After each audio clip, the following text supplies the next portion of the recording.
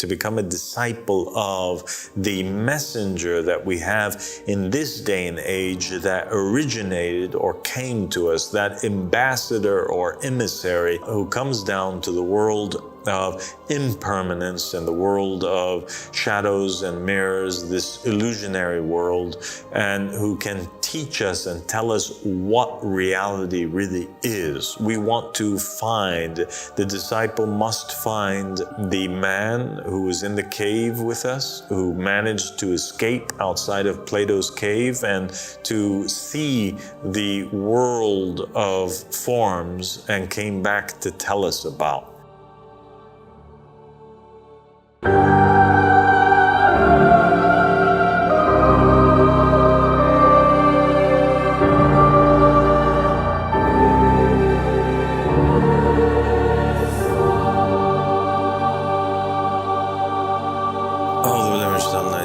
بسم الله الرحمن الرحيم اللهم صل على محمد وآل محمد الإمام المهديين وسلم تسليما السلام عليكم ورحمة الله وبركاته. My dear brother and companion Timur. Alaikum assalam wa rahmatullahi wa barakatuh, my master. Thank you for joining me. Thank you so much for having me again. God bless you.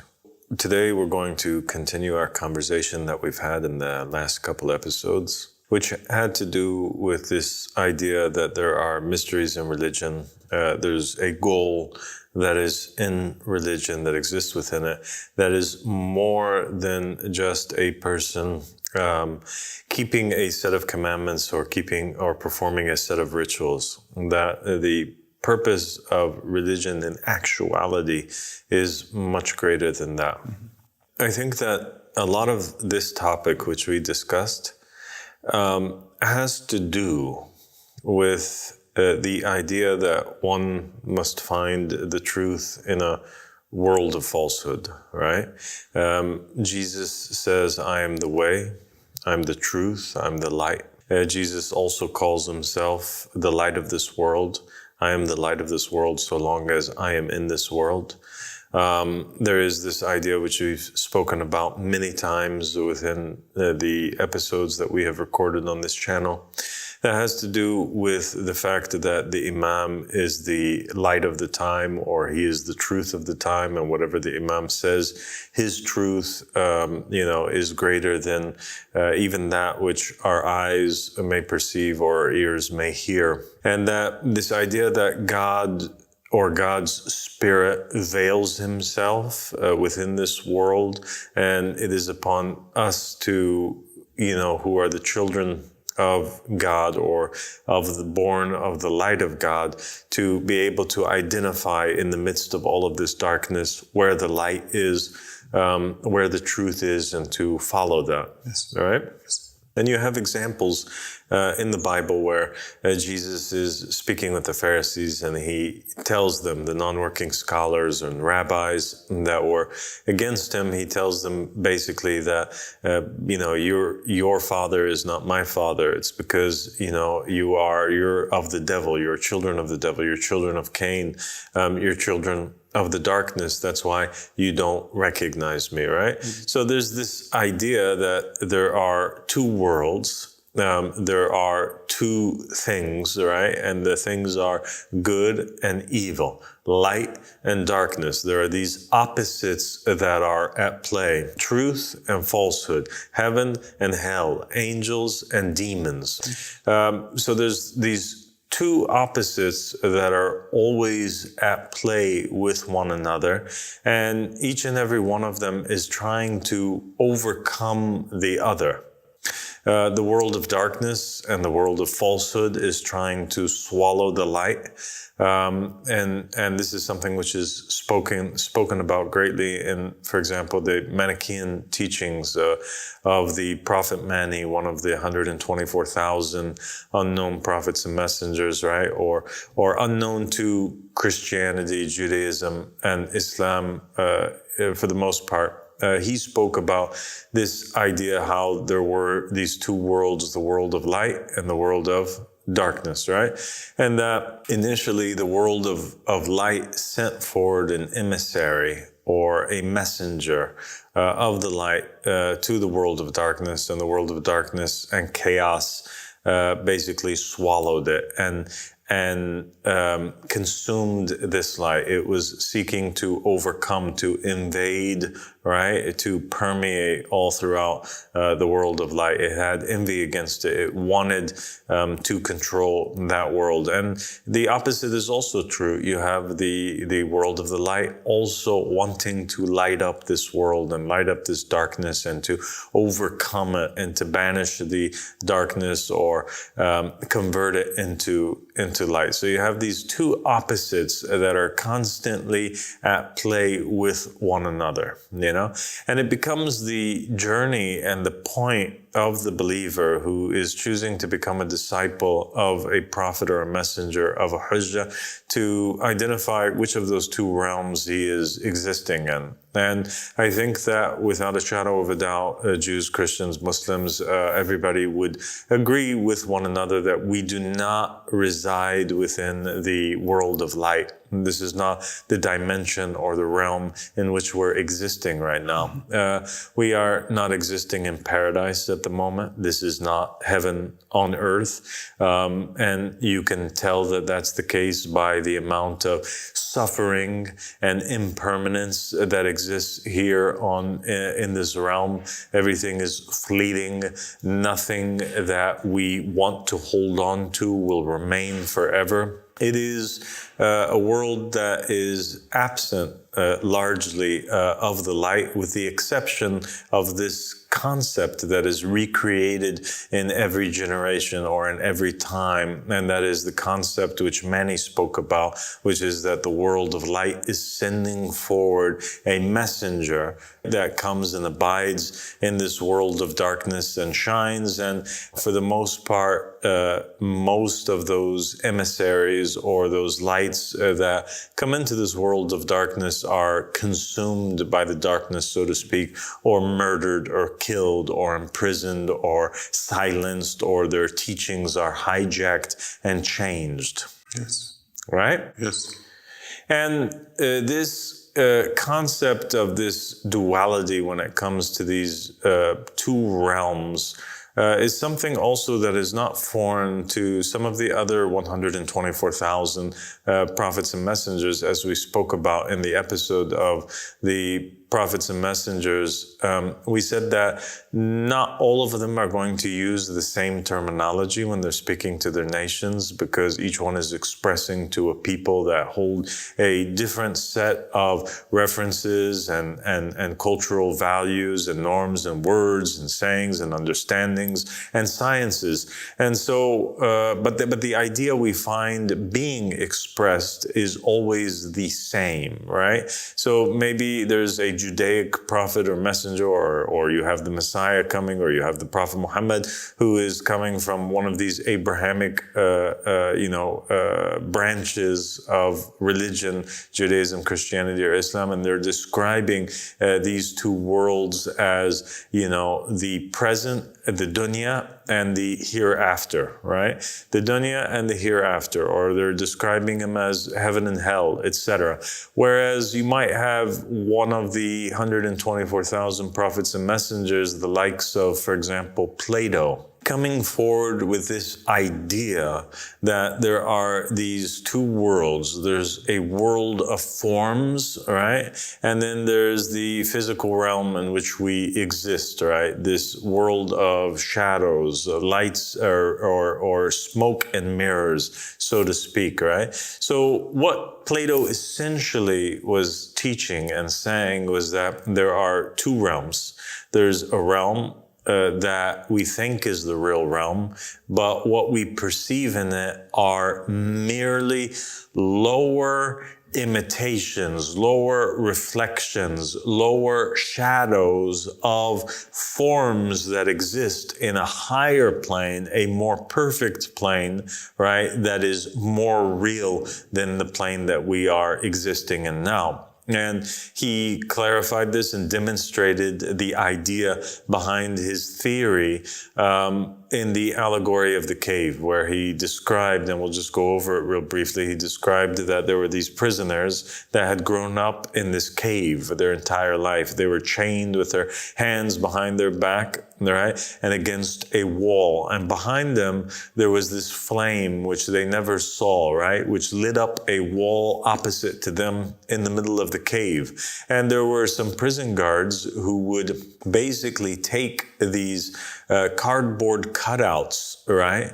And they would march them in front of the flame, and that would create this projection of shadows against the wall. So they would see shadows of different types of animals, shadows of different types of birds, of people that were marching in front of them, and the prison guards would speak and cause sounds to come forth, right? And they would create conversations and laughters and things that would happen between these characters that were being projected on the wall. They're essentially making a movie. And because the prisoners had remained their entire life within the cave, they didn't know any other reality other than that screen which was being projected to them on the wall. And they came to believe that that is reality. That shadow is what a bird really looks like. The sound which they were hearing is really what birds sound like. That is what people look like, right? Until one day, one of the prisoners manages to escape, and he goes outside of the cave. And you know the rest of the story, don't you? Yes. What happens?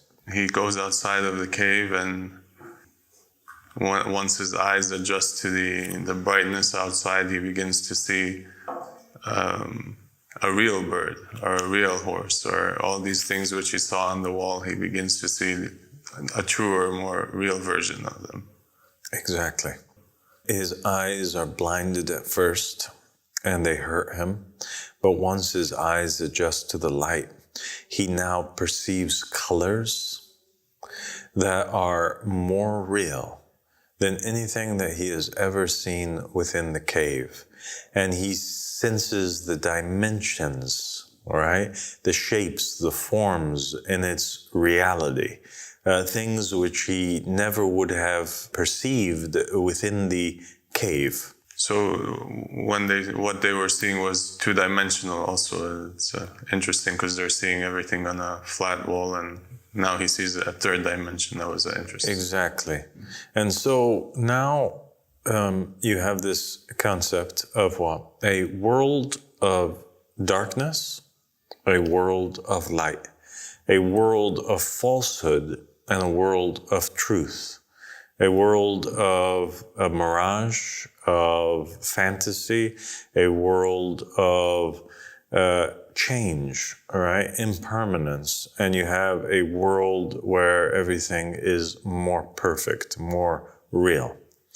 In the Judeo-Christian Islamic narrations, all right, especially the Gnostic ones, you have this concept of there being two lords, two gods, so to speak, right, that are ruling these different realms. You have a God who is good, all right, a Lord who is good, who is ruling the hereafter.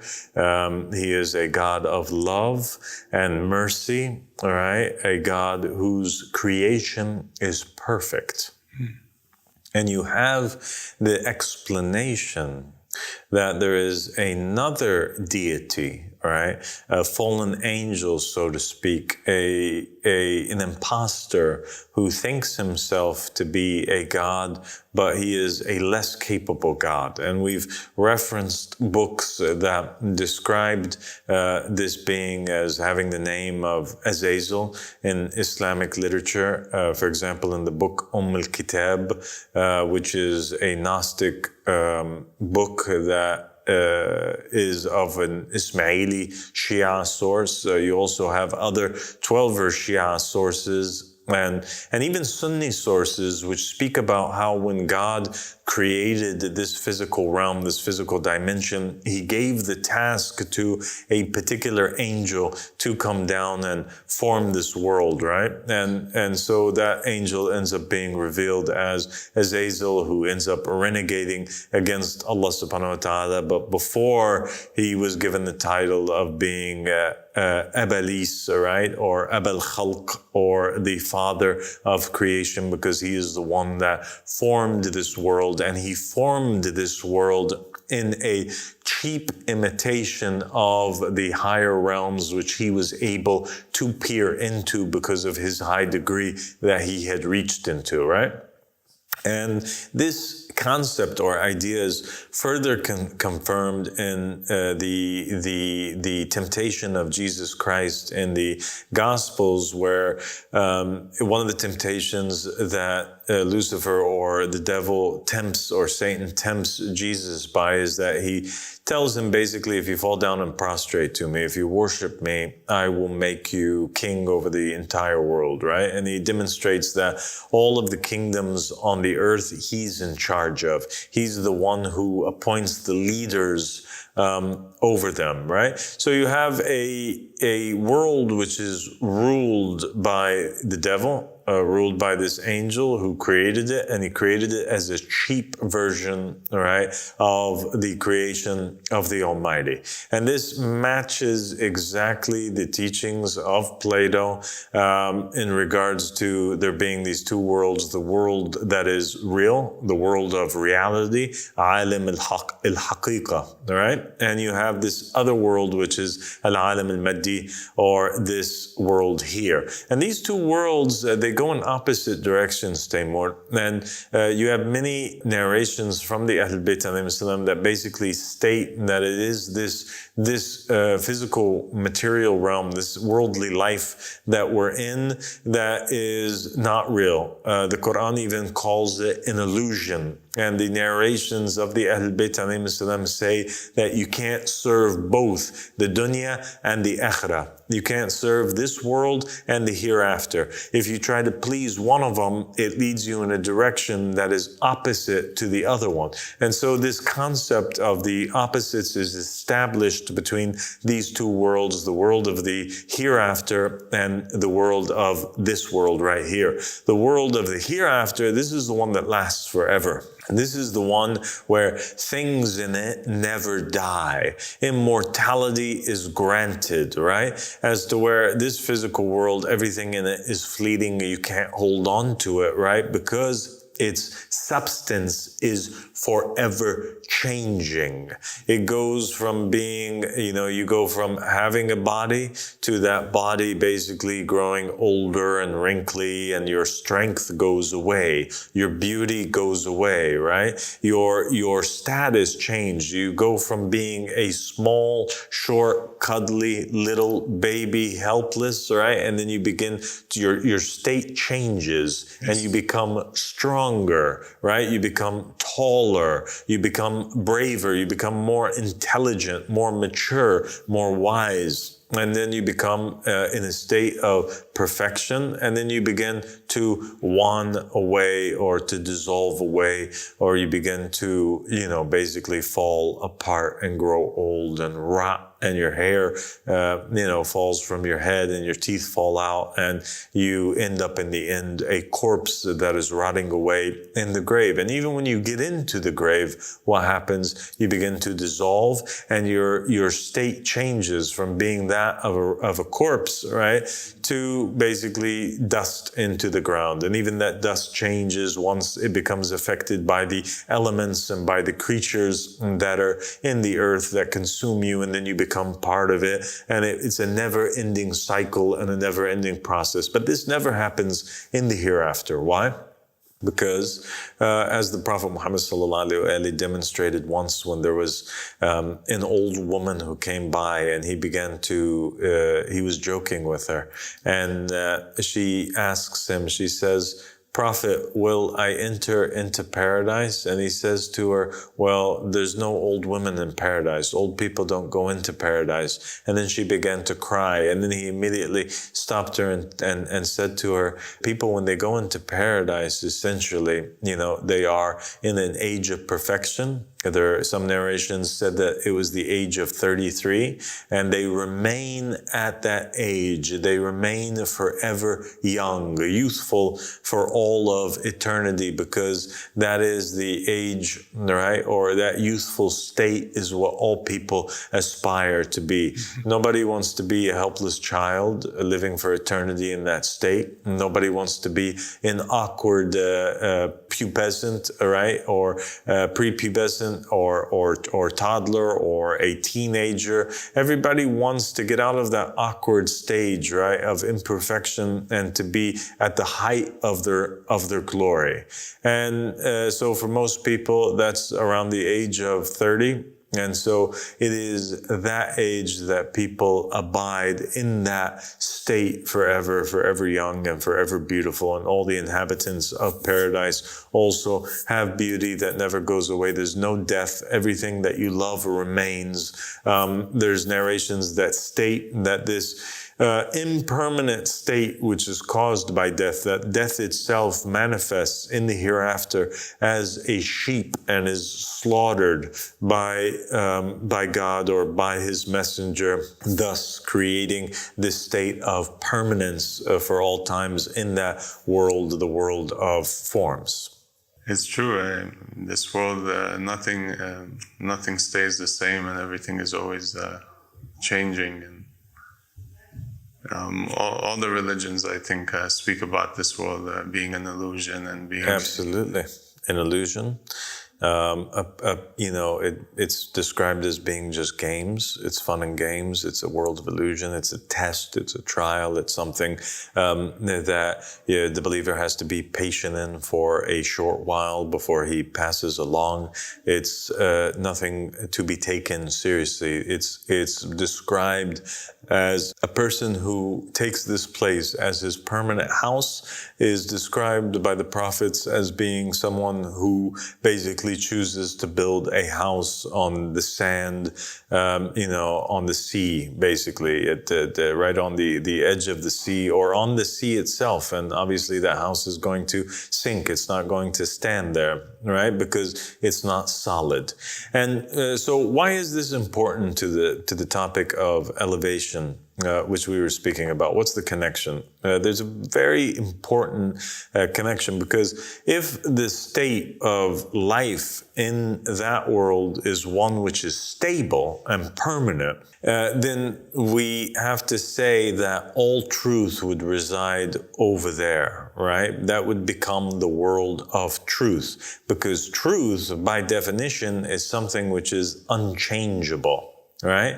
And so this world where everything changes in it, including our own selves, our bodies, our everything that we love, everything that we become attached to, it changes. Trees grow, trees fall, trees become wood that we burn in the oven or the fireplace. Trees become houses, houses rot, they fall down, etc. Everything is changing. And so also we cannot expect to find stable truth within this world around us. The sciences itself, or that which we're taught in this world to be truth, we have to come to the realization that actually most of it is false, right? There has to be a glimmer of truth within this world for it to stay stable and to exist in some way, shape, or form, right? Because the absence of all truth would mean the chaotic collapse of all of it, right? So it has to have a glimmer or a slight ray of truth, but the majority of it must be false because it is unstable. We cannot rely on it, right? And I think that it's fascinating because when we actually look in science, when we look into the scientific discoveries, when we look at the beliefs that are held by mankind that are outside of the realm of religion and outside of the sayings of the prophets and the messengers, we'll find that actually most of the time the people do not have a stable science. There is no stable truth that exists outside of religion. And there's many examples that can be given. For example, people for a very long time, their truth, which they believed in on the planet, was that the planet was flat, right? That Earth was flat. This was this was an unshakable truth that they had certitude in. This concept that the Earth is flat and that it is at the center of the universe, and it's actually the sun and the moon and the planets that are rotating around it. Later, we find that this truth changes. And now something which was given for granted is now the fact changes, right? And it becomes a thing where, no, the planet is actually a sphere. It's round. The moon and the sun and the planets are not rotating around Earth. It's actually the planets that are rotating around the sun. And then later they say, oh, actually the sun and the planets and everything is actually rotating, and they're traveling in the skies itself, even though we cannot feel it and see it. And you have other concepts like this idea that they used to have back in the day, for example, that disease is caused by unclean air, or that the air is bad. That bad air they used to regard as the reason or the cause for illnesses. And then later that theory was thrown out and it was replaced by this idea that no, it's not bad air that causes illnesses. There's no there's no such thing as bad air, but rather we discovered something called germs. And germs are the ones that are responsible for illnesses to take place, right? These bacterias and these germs and things of this nature. They told us back in the day that there was a dinosaur that was called the Brontosaurus. And then throughout time, that whole theory changed, that fact changed, and it became a thing where they said, oh, actually, there's no such thing as a Brontosaurus. Those bones that we once told you belonged to a Brontosaurus, it turned out that it actually belongs to something else. They used to believe that Pluto, and teach us in school, right, that Pluto was a planet. It was the 9th planet in our solar system. That changed. And it ended up being a thing that Pluto is not a planet. It's actually a dwarf and I don't know what. And they give it new terms and they changed its classification from being its reality. What we were taught that it was changed from one thing to another. They used to believe that reality was grounded, right? That the universe did not change. Then later on they came out with the Big Bang Theory and they said that, it all started out from nothing and that, the universe is expanding after it was once, set and stable. Right. And so, as you can see through these few examples, and the examples are endless, Tamor, you can see that the things which we took for granted cannot be believed in this realm, that it's what we're being taught is constantly changing. Even historical facts are changing. Even facts that we take regarding medicines, for example. One time you might have, a substance which they consider to be beneficial for mankind, right? Like smoking at one point, they considered that to be beneficial, right? And they used to prescribe it as a stress reliever or to help with blood pressure and different things like this. The same thing with cocaine. pain. It used to be a substance which was good for you, and they used to put it in drinks, and they used to prescribe it for you. And now it became something which is damaging, which destroys you, which you cannot use. And the same thing with different materials that you can find in your houses. Old houses were built with materials that they deemed safe, and then they outlaw them. And so the perspective of science and of mankind on all things in this world is constantly, they call it evolving, right? But in reality, it's changing. Yes. It's going from one opinion to another. These changes which we find in regards to our sciences and our opinions on everything is something which does not exist in the realm of the hereafter. Right? And so it is the mission and the purpose, one of the purposes of finding the Hujjah and following him is to find that light of truth. As Jesus says, I am the light and I am the way and I am the truth. To find that truth, to find out what really is truth.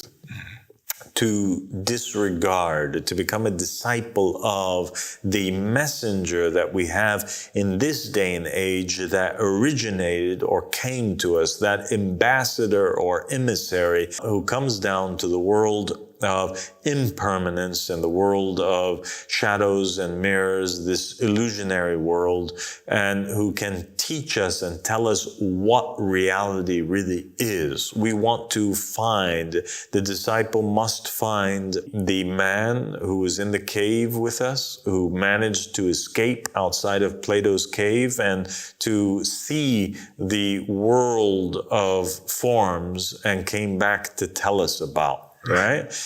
Just like the Prophet Muhammad sallallahu alaihi wasallam, who managed to escape out of this world and go on the night journey and become the length of 2 bows or less closer to Allah subhanahu wa ta'ala and traveled through the heavens, or the other messengers who did the same and were able to touch and communicate with and penetrate through the realms until they reached the realm of the real world and to come back here and tell us about it.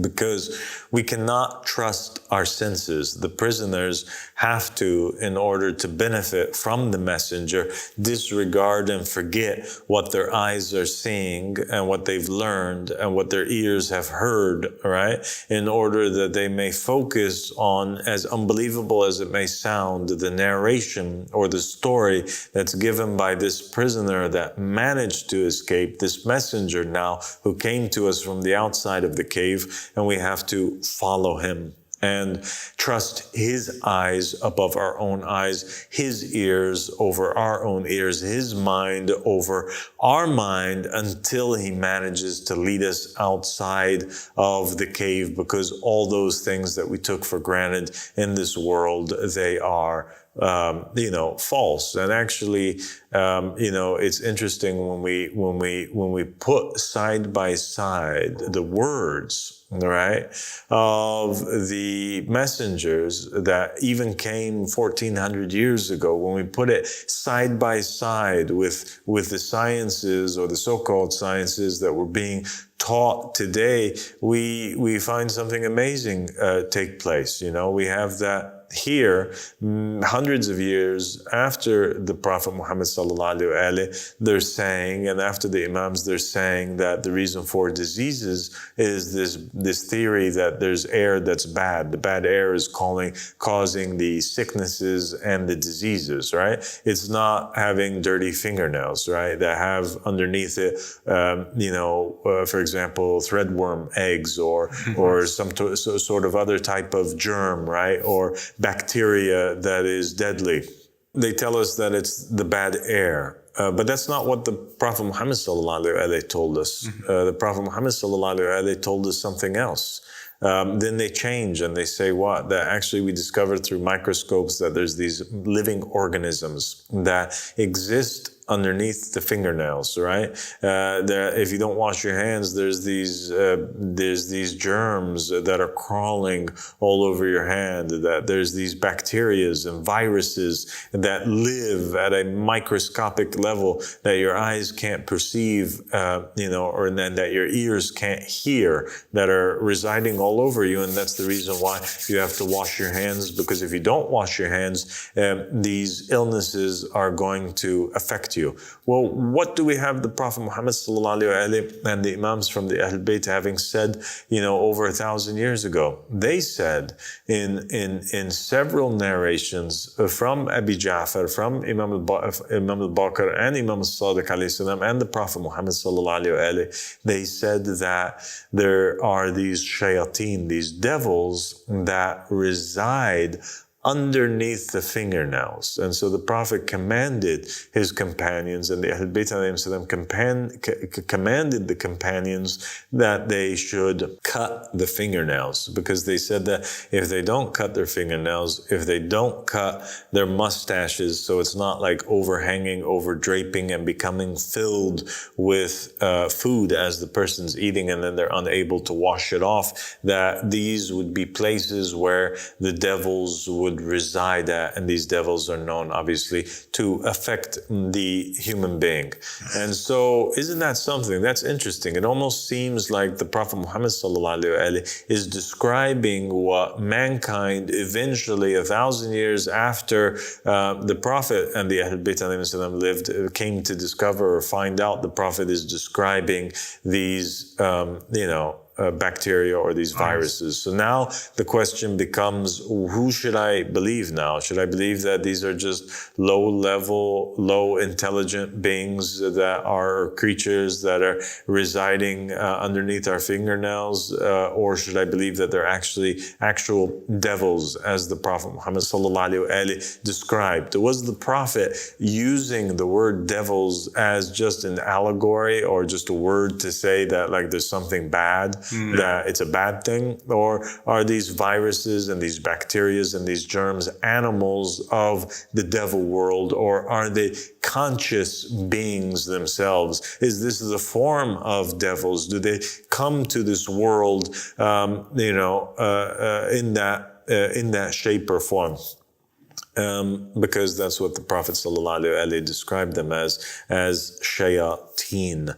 And so you have that, and you also have that nowadays even there's these new theories in physics and quantum mechanics of worlds that are existing at such a small level. Before, for example, they one of the things that scientists had assumed and that mankind had taken for granted is that matter itself is solid. Well, that changed. And now they tell us something which our eyes can't perceive, and they want us to have faith in that. They say that actually nothing is solid, that actually on a quantum level or scale, everything is waves. It's not solid. Actually, it's waves. So its state is not one which is permanent. It's an illusion, as the Quran stated before.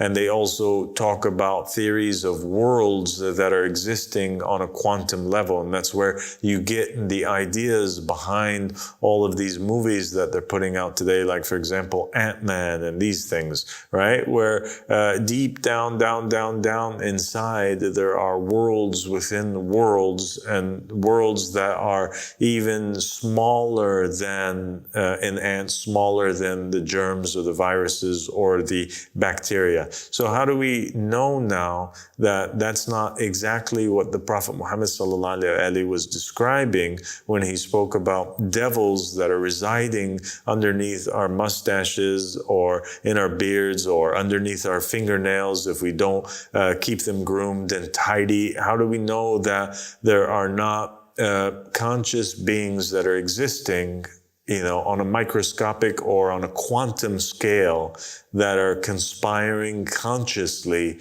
to destroy us or to lead us astray or to manipulate us in one way, shape, or form?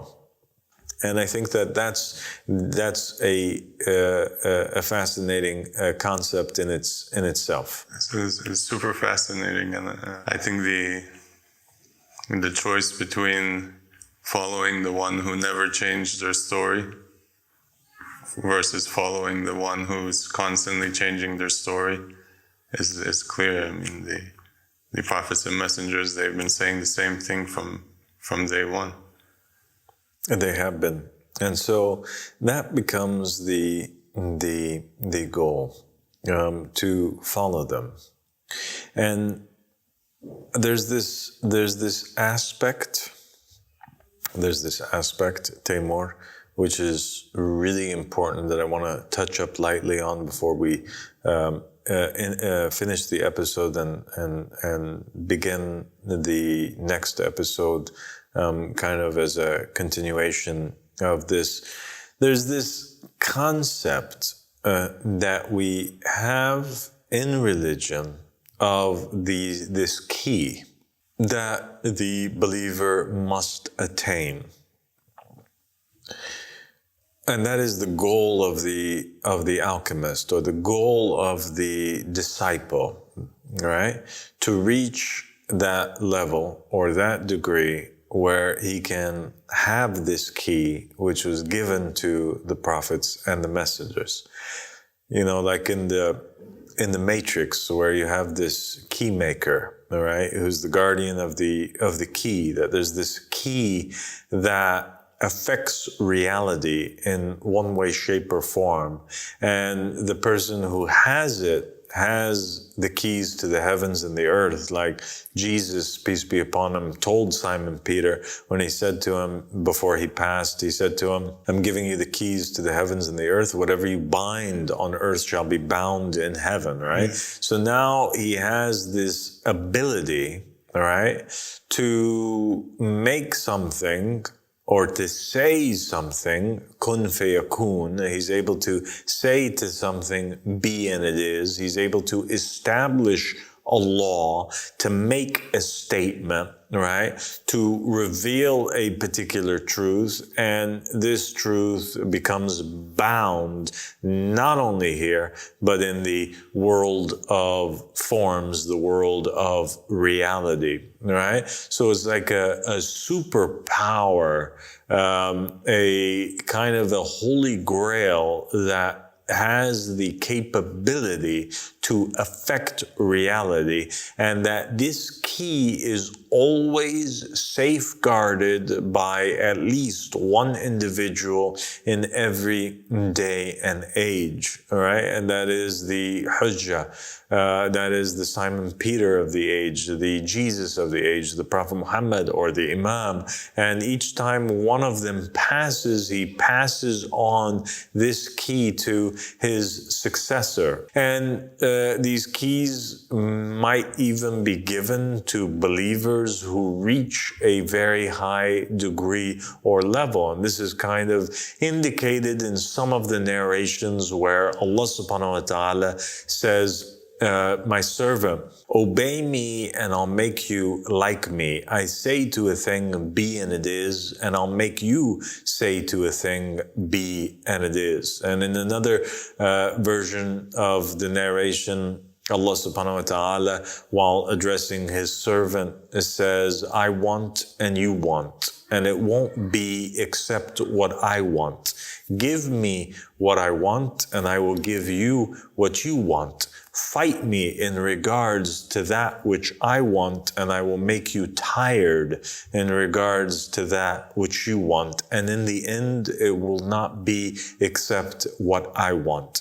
And so in this narration, we clearly find that there are these two wills, these two opposites that are there. There's a will that's a truthful will, coming from the world of truth, which is the will of Allah subhanahu wa ta'ala, the creator, the divine. And then there's this false will, right, that belongs to the servant, or the one whom Allah subhanahu wa ta'ala is trying to draw near to himself. And God is telling him, obey me in what I want. Because I want and you want, they're two different wills now, right? There's a true will, my will, and there's your will, which is a false will. It's a harmful will. Mine's a beneficial will. Obey me and I'll make you like me, right?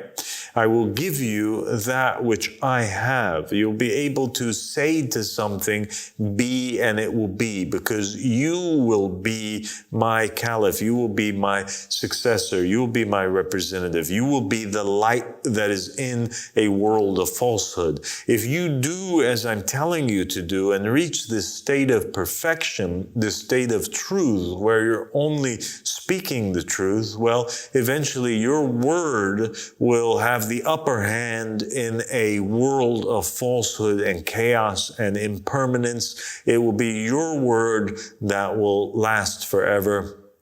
It will be your word that will come into being. But if you hold on to your false will, in the end, you're just going to, be sad and you will suffer, right? In that which you want, make your will like my will, right? Align yourself with me and you will be like me. You will be an extension of me. You will be a ray of light that comes from me, and your word, you will be granted these keys, and these keys are the keys to manipulating reality in this false realm. You will have the power to say to something, it is and it shall be. You will be enforced by the world of forms. So whatever you say over here, don't worry about it, because it will be enforced over here in this world, the world that really exists, the world of the hereafter, the world which you are an extension of, the world which you are a son of,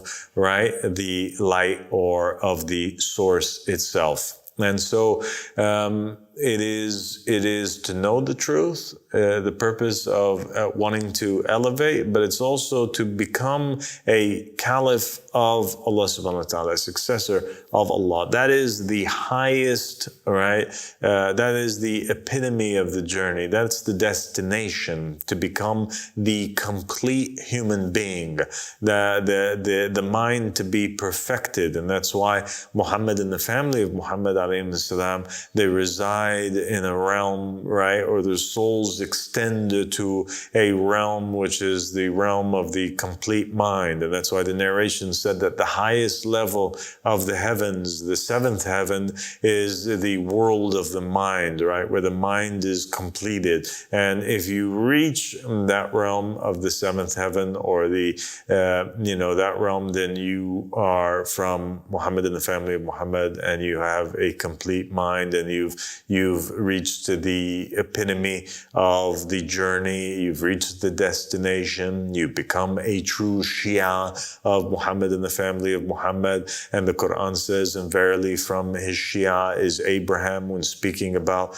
Imam Ali alayhi salam. And so that is the goal. So we'll stop there before we get into anything else more complex. But I just wanted to demonstrate the two states, these two worlds that exist, and kind of clarify and shine more light on the purpose of the destination or the journey, and shed a little bit of light on those keys, right? Or the chalice, or that holy grail, which should be obtained by the man who is truly a reflection of his creator and a true emissary from that world. Thank you so much. This was a lot to contemplate on, and may it guide our footsteps. God bless you, Timur. Thank you so much for joining me. Thank you. What I just learned today is that the scientists are actually just studying the illusion. They're studying something which is fake and something which is always changing.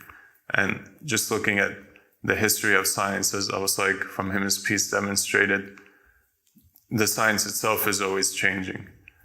On the other hand, you have the prophets and messengers who for the last 10,000 years have been saying the same thing. They haven't changed their story. That's how you know who to believe and who's trustworthy and who knows what they're talking about. Prophet Muhammad said 1,400 years ago that we have shaitans under our fingernails. And if you just look at some of the images of these parasites and bacteria. They look like demons, they look like devils. And they even have the ability to control the host and to cause the host to put themselves in dangerous and precarious situations, just like demon possession. So I know who I'm going to listen to and who I'm going to follow, and the choice is yours to follow the messenger of God, the one who escaped the prison and came back to set us free, or to follow the puppet masters who are putting on a show for you. So if you're new to the channel, I urge you to go back and watch the hundreds of lectures that Al-Salik from Him His Peace has shared with us. Truly, I tell you, it is this knowledge that will save us from this illusionary world, and it will bring us to the permanent world, the world of bliss and happiness, and even transform this world into a better place. So thank you all for watching. Stay tuned to the channel for more videos, and Assalamu alaikum wa rahmatullahi wa barakatuh.